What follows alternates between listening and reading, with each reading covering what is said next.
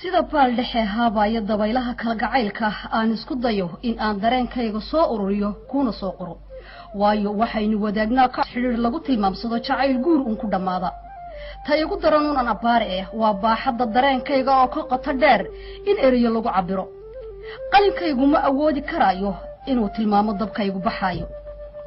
inkastoo in walbahaarka jacaylka ula simanahay bulshooyinka dunida tan iyo waagi qays iyo leeyla iyo sheekooyinkii kun habeen iyo habeen ilaa qarnigan la sahamiyay xidigaha haddana suxuunta wareegta iyo ciljeeranadu toona kama gudbi karaan diilinta waqtiga si ay uga warkeenaan is aragayay wali uu isi badhaamaya horjoogsigaagii aan ugu indha daraan daray sidii qof indha la'aayo markuu hor yimid cadceeda ay indhihii u bixeen sidii baan u weheshadaa dhambaaladan ku soo qorayay ولينا دكتورadu ma helin casharkii lay waraabin lahaa adaan ma bogsiima la ii raadsho iyaga oo wali iga quusan bay dadkayagu yiraahdaan bilow ka bogsatay bukaankani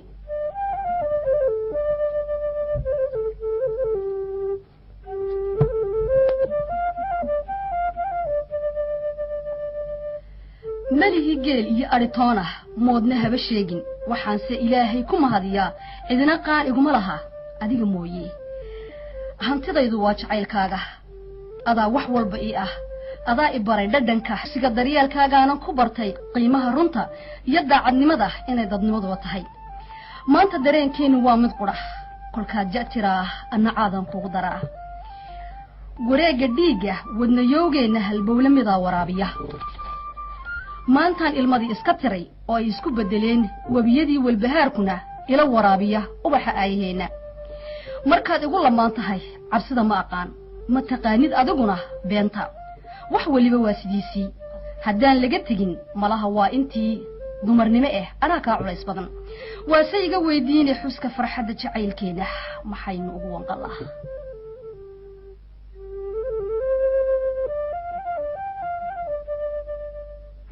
jacaylkeedu dhuuxiyo la dhacay jacaylkeedu dhuuxiyo la faawdhadhacay dhulkoodu dhiriyo ubaax dhammaan ekeen dhulkoodu iyo ubaax dhammaan ekeen dawristeeda oo qudha ayaan dhawr ku qadaya weli dhabaan mid kulamida kama dhalan adduunkee dawristeeda oo qudha ayaan dhawr ku qadaya